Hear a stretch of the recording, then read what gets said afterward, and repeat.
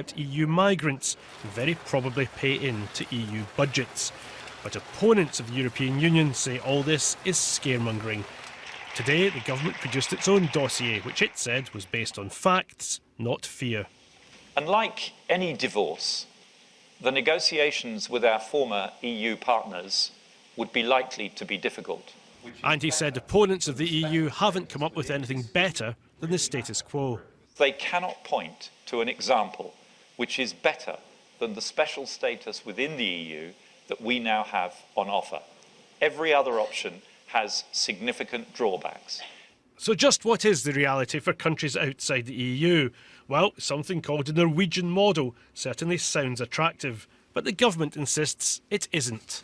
They say Norway has to accept a majority of EU laws without any say over them, free movement of EU workers, so it has more migrants per head of the population than Britain, but it also gets access to the EU single market and gets out of the controversial common agricultural policy.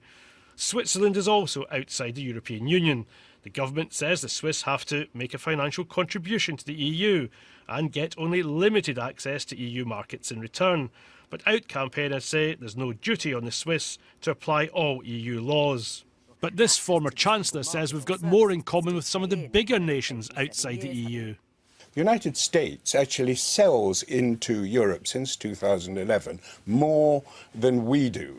And, we compare with Norway, we compare with Switzerland, but the United States actually sells more than we do.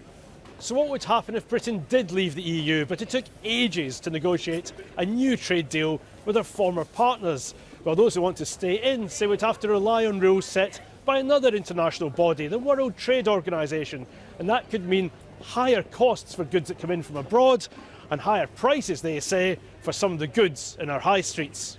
The deal we will do will be a United Kingdom deal that will be right for the United Kingdom. People shouldn't believe the scare stories because they need us more than we need them to do business. No one can be absolutely certain what life would be like outside the EU, so it may come down to just one simple question.